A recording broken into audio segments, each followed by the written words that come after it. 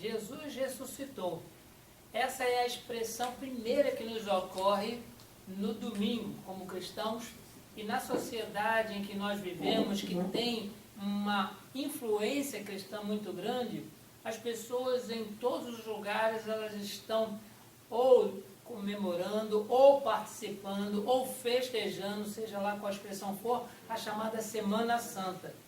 E nós já tivemos a oportunidade de compartilhar com as pessoas que não é a semana que é santa, mas santo é aquele que passou por tanta aflição, aquele que foi preso, aquele que foi chicoteado, que recebeu uma coroa de espinhos e morreu numa cruz. Aquele sim que é santo e que todos os eventos que levaram até a cruz, que culminaram na sua morte, fazem com que aquele período seja reconhecido como uma semana da paixão de Cristo. E nós, no Ocidente, a gente fala de Semana Santa.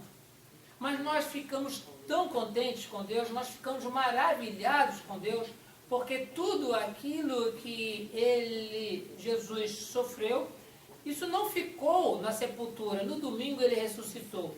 E nós aqui no campo missionário da Igreja Presbiteriana Jardim das Oliveiras, do Presbitério de Magé, do Rio de Janeiro, estamos também lembrando que o domingo é o dia da ressurreição. Não somente este domingo de abril, no dia 5, mas todos os domingos, quando nós nos reunimos, nós celebramos a ressurreição de Cristo, proclamamos a salvação de Deus em seu Filho Jesus Cristo, que não há outro caminho, não há outra verdade, não há outro que conceda a vida. Por isso nós nos alegramos, e juntamente com os queridos que nos acompanham pela página do Facebook e também aqui presente, nós dizemos com toda a nossa alegria: Jesus ressuscitou, Jesus está vivo. Nós, nesta oportunidade, gostaríamos de compartilhar com os irmãos um trecho da Palavra de Deus, da nossa reflexão deste domingo, e para isso eu convido para que abram as suas Bíblias na Epístola do Apóstolo Paulo aos Romanos, e no capítulo 10 nós estaremos lendo do verso 1 até ao verso 15. É um trecho curto, mas de grande riqueza para nós, onde nós encontraremos ali as instruções que nos projetam para uma vida cristã eficiente diante de Deus, inclusive com base na nossa fé de que Deus, o nosso Deus, ressuscitou a Jesus dentre os mortos. Jesus, ele veio ao mundo, morreu por nós, o Pai o ressuscitou. O apóstolo Paulo, com base nessa sua particular experiência, difundindo em todas as igrejas por onde ele passava, ele fez questão de escrever aos romanos. E nós, nesse capítulo 10, nós lemos o seguinte: irmãos, de boa vontade do meu coração e a minha súplica a Deus a favor deles, fazendo-se referência aos israelenses, aos judeus, são para que eles sejam salvos, porque lhes dou o testemunho de que eles têm zelo por Deus, porém não com entendimento. Porquanto, desconhecendo a justiça de Deus e procurando estabelecer a sua própria, não se sujeitaram à que vem de Deus, porque o fim da lei é Cristo, para a justiça de todo aquele que crê.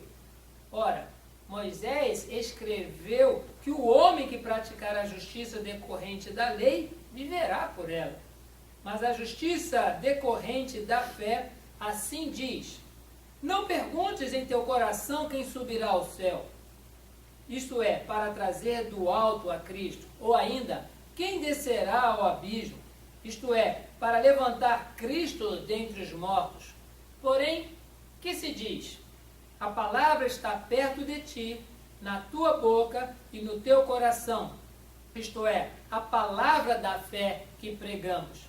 Se com a tua boca confessares a Jesus como Senhor, e em teu coração creres que Deus o ressuscitou dentre os mortos, serás salvo. Porque com o coração se crê para a justiça, e com a boca se confessa a respeito da salvação. Porquanto a Escritura diz, todo aquele que crê não será confundido, pois não há distinção entre judeu e grego, uma vez que o mesmo é o Senhor de todos, rico para com todos os que o invocam. Porque todo aquele que invocar o nome do Senhor será salvo. Como, porém, invocarão aquele em quem não creram? E como crerão naquele de quem nada ouviram? E como ouvirão se não há quem pregue? E como pregarão se não forem enviados? Como está escrito, quão formosos são os pés dos que anunciam coisas boas. Sim, queridos, nós estamos passando, conforme eu disse, num evento muito mais cristão do que o social, chamado Semana da Paixão, e semana que fala a respeito da morte e da ressurreição de Cristo. Como evangélicos que nós somos, nós reconhecemos o assédio comercial em cima de compra de guloseimas, o assédio, muitas vezes, do paganismo, querendo substituir o cordeiro pelo coelho, o sangue pelo chocolate. E eu vou dizer que todos nós aqui gostamos do animal, gostamos até do chocolate, mas não existe associação bíblica para esses dois elementos quando a gente fala a respeito da paixão de Cristo. Porque muitas pessoas na nossa sociedade até gostam de Deus, muitas pessoas até se preocupam com Deus, mas não têm entendimento. É exatamente esse o contexto deste texto que nós estamos refletindo. Paulo, nos versos anteriores, falava a respeito do povo de Israel. Um povo que tinha conhecimento, que tinha zelo pelas coisas do Senhor, que se preocupava com as coisas de Deus, mas só que não tinha entendimento. E muitas vezes nós vemos nos atos deste povo de Israel, nos atos dos judeus, coisas que eram muito mais favoráveis à lei do que aquele princípio da misericórdia e da graça de Deus. Exemplos disso nós temos, para mencionar aqui como ilustração, a parábola do bom samaritano. Jesus ele enfatizou que tanto um sacerdote como um levita, pessoas encarregados de oficiar na casa do Senhor, passaram por um homem que estava caído na estrada, que ele tinha sido vítima de salteadores, não somente levaram seus pertences, mas o espancaram, deixando como morto à beira da estrada. O conhecimento da lei, tanto pelo sacerdote como pelo levita, diziam para eles não tocar em nada que parecesse morto, que tivesse sangue ou que estivesse para morrer, que isso os tornaria impuros para a ministração. Eles tinham zelo, eles queriam estar bem diante do Senhor, eles não queriam ficar no banco de reservas, vamos assim usar uma expressão esportiva, porque eles tinham tocado numa pessoa moribunda, que tinham se contaminado com sangue, seja lá o que for. Eles tinham zelo por Deus, mas não tinham entendimento. E depois de passar o sacerdote, o levita, veio um samaritano, que ele tinha dificuldades até mesmo de relacionar-se com o judeu, quanto mais de ir até o templo de Jerusalém para adorar. E ele, vendo aquele homem caído, não apenas cuidou das suas feridas, mas colocou aquele homem na sua própria montaria, levou para uma cidade onde havia ali um lugar que ele pudesse ser cuidado, deu dinheiro à pessoa para que cuidasse daquele homem ferido, e dizendo ainda, olha, se ultrapassar o cuidado dele do dinheiro que eu dei, quando eu retornar aqui eu pago a vocês. E Jesus observa de que aquele samaritano, ele não apenas tinha zelo pela lei, mas ele agia com conhecimento. O texto, irmãos, ele fala exatamente a respeito disso, que Moisés escreveu que o homem que praticar a justiça decorrente da lei viverá por ela. Mas quem de nós pode viver diante da lei de forma justamente, porque é a própria lei que aponta os nossos pecados? Diante da lei nós só vemos morte porque nós somos devedores. Nós não conseguimos cumprir os 10 mandamentos. Nós temos dificuldade no nosso relacionamento com os nossos pais, com o nosso próximo. Quantas vezes da nossa boca saem palavras que não são de bênção para as pessoas? Mas aqui, queridos, o apóstolo Paulo, ele escreve a epístola aos Romanos, mencionando já diferente. No verso 6, mas a justiça decorrente da fé fala diferente. Existe a justiça decorrente da lei e a justiça decorrente da fé. E ela diz, não pergunte no teu coração quem subirá ao céu. Não pergunte no seu coração quem descerá ao abismo. Porque a fé, ela não especula estas coisas. Mas ela diz que a palavra está perto de ti, na tua boca e no teu coração.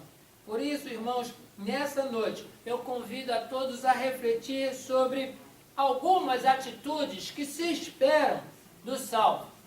A pessoa que teve o encontro com Jesus, a pessoa que teve a experiência do novo nascimento, quais são as atitudes que nós esperamos dessas pessoas? Que atitudes se esperam do salvo? A primeira coisa que diz o texto, já no verso 2 do capítulo 10, é de que o salvo, ele continue tendo zelo, mas agindo agora com entendimento. Bem diferente do judeu. Não fique apegado à lei como se ela fosse a única coisa que pudesse te salvar. A lei, conforme diz ainda na epístola aos Romanos, ela nos é um aio, ela nos instrui, ela é aquela que nos guia sobre como devemos agir para agradar a Deus. Mas, queridos, precisamos de entendimento. Quantas vezes nós vimos os fariseus tentando Jesus com a própria lei? E uma dessas oportunidades foi quando levaram diante de Jesus uma mulher apanhada em flagrante adultério para que Jesus pronunciasse palavra ou de condenação por apedrejamento ou de absolvição para que ele fosse visto contrário àquilo que Moisés tinha ensinado ao povo.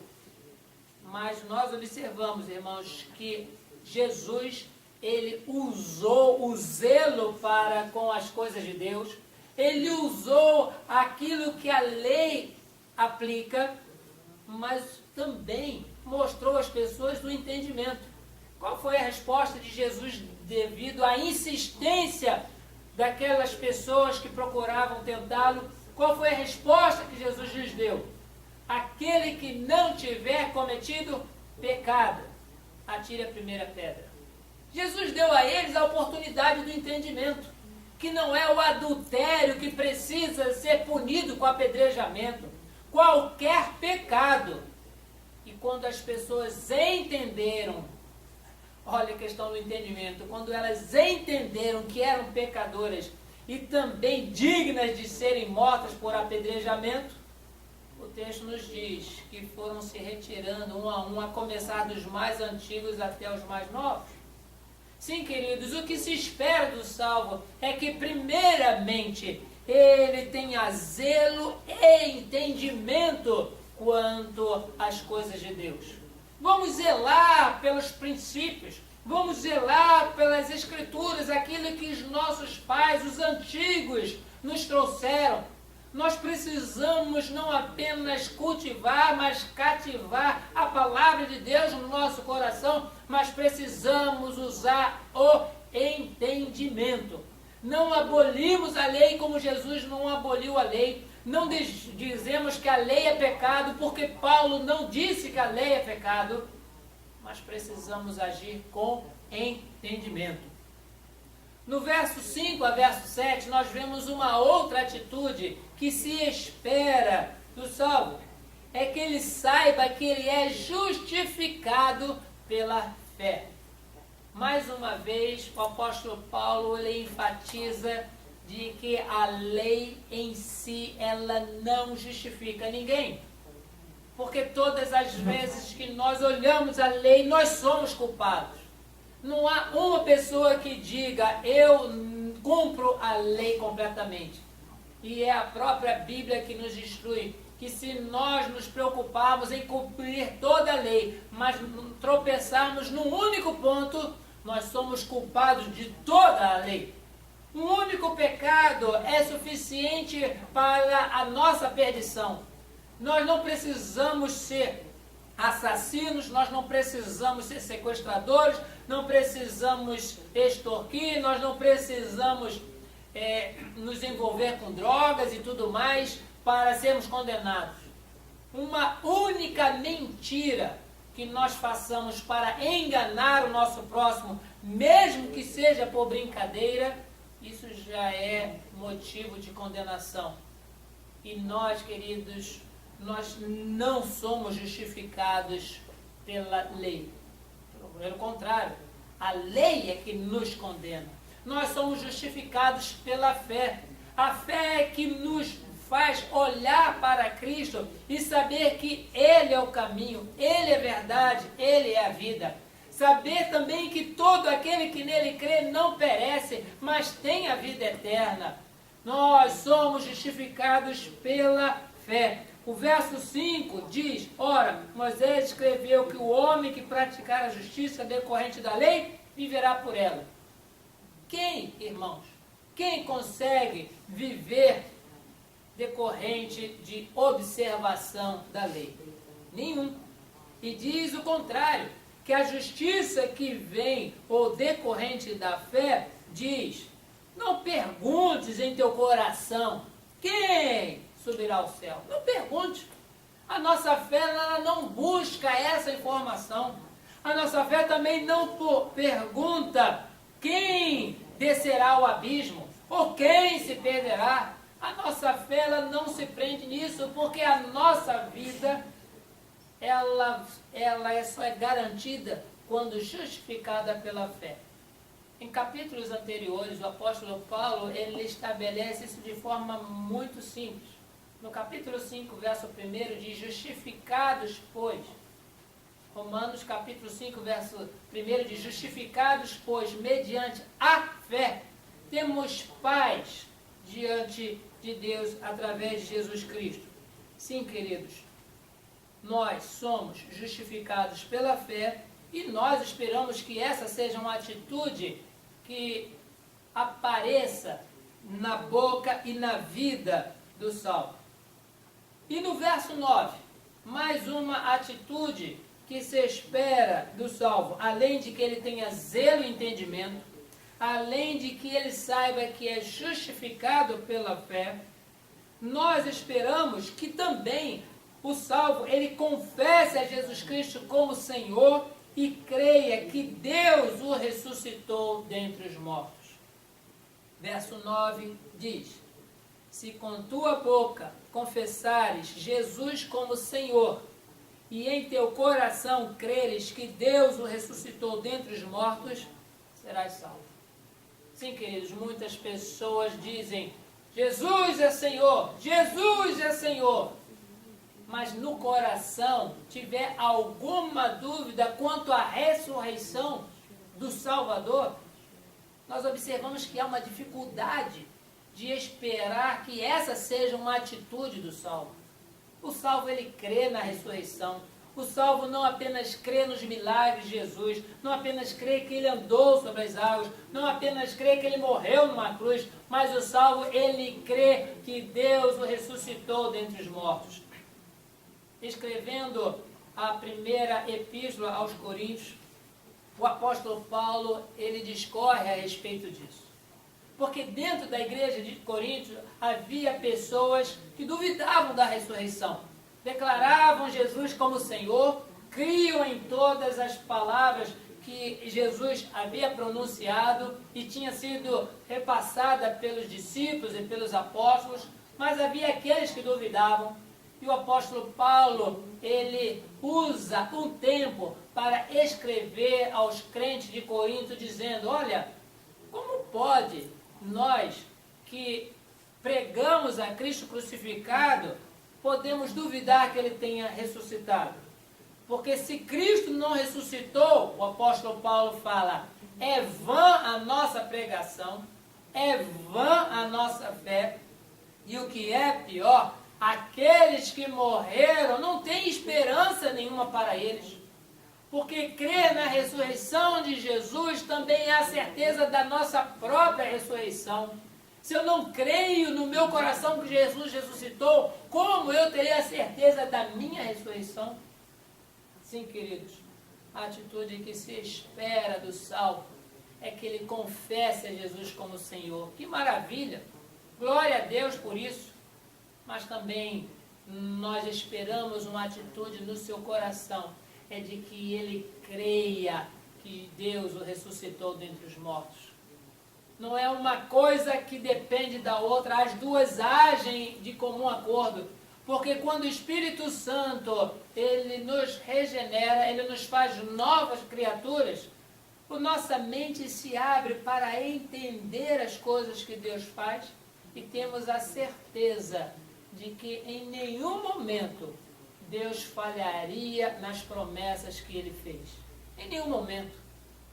Nós temos lido no nosso programa de culto, no Salmo de número 16, nos versos que fala a respeito de que Deus, ele não permitiria, olha só que coisa interessante, um livro dos Salmos, o Salmo de número 16, lá já víamos indícios de que Deus não deixaria que o seu santo visse corrupção, que o seu corpo se degradaria numa sepultura.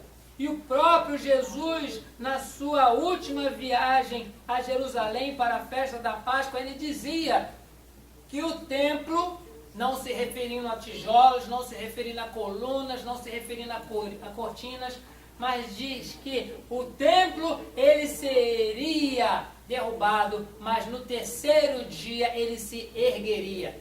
Ele já estava falando da sua própria ressurreição. Os discípulos ao seu redor estavam ouvindo, alguns entendendo, outros precisando de melhores detalhes, mas Jesus avisou que ressuscitaria. E os discípulos, não somente os homens, como as mulheres, muitos no seu próprio coração, pelo impacto do sangue, pelo impacto da violência que levaram à morte do Salvador, muitos estavam tão entristecidos que no domingo de manhã, mulheres foram até o sepulcro para cuidar de um corpo. Foram lá para embalsamar o corpo de Jesus, porque não deu tempo. A sexta-feira, quando já iniciava o sábado, o momento de descanso do judeu, onde ninguém podia fazer nada, enrolaram Jesus nos lençóis, colocaram no túmulo emprestado de Arimateia, e nós observamos, queridos, que elas ficaram preocupadas. Não deu tempo de limpar Jesus, não deu tempo de embalsamar, mas no primeiro dia da semana nós lá iremos e faremos o serviço. As mulheres ouviram de Jesus sobre a ressurreição. Os discípulos ouviram de Jesus sobre a ressurreição, mas eles estavam com tanto medo que eles estavam dentro das casas com as portas fechadas. Jesus ressuscitou e precisou aparecer diante deles e dizer: paz seja convosco. Sim, queridos, é maravilhoso não apenas saber que Jesus ressuscitou, mas é maravilhoso crer no coração que Deus o ressuscitou dentre os mortos. Outra atitude, a última da nossa reflexão, que nós esperamos ver-se no salvo, além de que ele tenha zelo e entendimento a respeito da palavra de Deus, que ele saiba que é justificado pela fé, que ele confesse com a sua boca que Jesus Cristo é o Senhor e no seu coração creia que Deus o ressuscitou dentre os mortos. Nós esperamos também do salvo de que ele pregue a palavra. O verso 14 diz assim: como, porém, invocarão aquele em quem nada creram? E como crerão naquele de que nada ouviram? E como ouvirão se não há quem pregue? Queridos, qualquer atividade secular nossa, diferente, que traga para nós grande alegria, nós não contemos a nossa excitação, nós não contemos de contar, espalhar para todo mundo. Vamos começar aí. Pessoa, ela conclui um curso na escola, na faculdade. Existe formatura, manda-se convite, muita gente vem, tem fotografias e filmes, porque nós queremos dizer a todos que nós terminamos o nosso curso. Outra atividade é quando a gente arruma um emprego. Nós passamos num concurso ou simplesmente temos uma carteira assinada em alguma empresa e nós divulgamos isso para as pessoas dizendo, olha, eu estou trabalhando. No nosso casamento, nós também fazemos questão de não apenas registrar num cartório a nossa assinatura, mas também convidamos pessoas para estar presentes na cerimônia religiosa. E às vezes tem que até alugar ou locar um ambiente maior, porque às vezes a igreja é pequena e existe o salão de recepção, existem tantas providências, mas nós queremos dizer para todas as pessoas. E quando após o casamento nasce o primeiro filho do casal, olha, que chamego, que coisa maravilhosa é espalhar para todo mundo. Eu sou pai, eu sou mãe, que maravilha. Agora, queridos, quanto à salvação em Jesus Cristo, a sua morte e a sua ressurreição, aquilo que nos dá a vida eterna, não podemos deixar de falar daquilo que Jesus fez na nossa vida. Por isso é uma atitude que se espera também da vida do salvo. É que ele pregue a palavra de Deus, que ele pregue a Cristo crucificado, que ele pregue a Cristo crucificado, mas também ao Cristo ressurreto, porque o mundo em que nós vivemos, ele precisa ouvir a respeito da ressurreição. A respeito da morte, muitas pessoas saem, muitas pessoas inclusive têm em algum lugar da sua casa a imagem de uma cruz com um homem pendurado com aquela feição triste, com as mãos furadas, e é o crucifixo. Mas, queridos, Jesus não permaneceu morto, por isso que para nós a cruz ela está sempre vazia, da mesma forma que está vazio o túmulo, e é esta a base da nossa pregação. Não se prega lei, não se prega costumes, não se prega nada a não ser Jesus crucificado, morto e ressurreto. O Evangelho são as boas novas de Deus para a salvação. E aqueles que perdem o seu tempo ou deixam de usar o seu tempo para a pregação da palavra, nós observamos que é uma atitude que se espera do salvo, é que ele pregue a palavra. Não precisa fazer todos os cursos acadêmicos de teologia. Se fizer, é bom, lhe dará maior entendimento, mas uma coisa é certa, o Evangelho puro e simples, Jesus comunicou a crianças, comunicou a pessoas iletradas, comunicou a nobres, porque na simplicidade do Evangelho, todas as pessoas ouvem falar do amor de Deus. E qual é o amor de Deus? De ter enviado Jesus ao mundo para morrer em nosso lugar. Mas não ficou morto. Jesus ressuscitou. Por isso nós louvamos a Deus pelos domingos que nós temos. Seja aqui nos Estados Unidos, seja em qualquer lugar do Brasil, porque é a oportunidade de estarmos juntos para celebrarmos a vida, a vitória sobre a morte. É uma oportunidade para falar do Evangelho para as pessoas que ainda não creem em Jesus Cristo como Salvador. É oportunidade para nos edificarmos na palavra, para termos como responder sobre a esperança que há no nosso coração. Sim, queridos, eu louvo a Deus pela ressurreição de Jesus Cristo. Louvo a Deus pela oportunidade de poder compartilhar isso com cada um. E que seja essa, diariamente, a atitude que nós vejamos em nós mesmos primeiro, diante do espelho, para depois nós orientarmos e exortarmos a cada um dos queridos, para mostrar ao mundo a diferença entre o salvo e não salvo. Salvo, aquele que tem zelo e entendimento. Salvo, aquele que é justificado pela fé. Salvo, aquele que confessa Jesus Cristo como Senhor. Salvo, aquele que no seu coração crê que Deus ressuscitou a Cristo dentre os mortos. Salvo, aquele que prega a palavra. Que Deus assim abençoe a sua vida e desperte no seu coração cada vez mais essas atitudes diante do mundo, para que as pessoas vejam as nossas boas obras e glorifiquem o nosso Pai que está nos céus. Sejamos instrumentos de graça e de salvação nesse mundo. É a minha oração, onde eu também peço que Deus continue abençoando a sua vida. Amém.